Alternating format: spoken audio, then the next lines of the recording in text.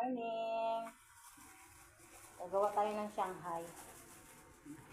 Ito na yung karne. Nilagyan ko na ito ng sibuyas, bawang,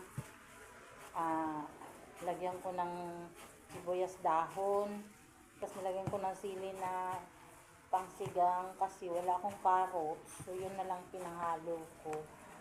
May asin na yan. So, maglalagay ako ng harina.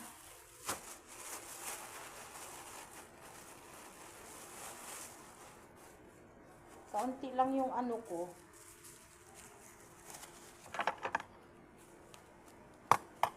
Kaunti lang yung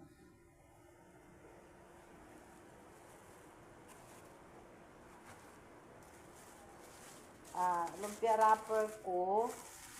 So, natira lang ito nung nakaraan. So, ano lang, sa magkasya lang doon sa lumpia wrapper, tapos tong natira, gawin kong bola-bola.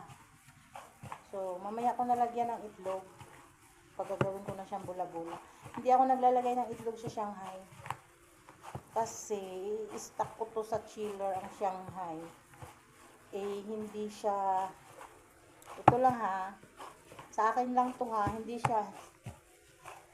ko trip ilagay yung itlog pag i-stock pa sa ref yung ano, kasi hindi advisable na matagal ma-stock sa ref yung itlog. Kaya mamaya ko na siya lagyan ng itlog. Hindi ako naglalagay ng itlog sa Shanghai. So, ito na. So, babalutin ko na. Balot na tayo. Hindi masyadong maganda yung ano ko. Tupper. Kaunti lang lagay mo, Kaunti lang. Actually, titikman ko muna. Magpiprito muna ako na. Hindi na maganda yung wrapper ko. Nangalanggang. Masyado na siyang dry. Matagal na kasi ito sa ref. Alalayan ko na lang.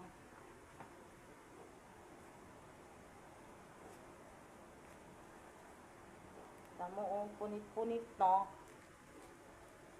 Kasi tigas na.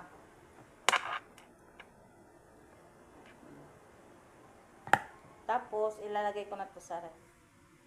Pagtapos kong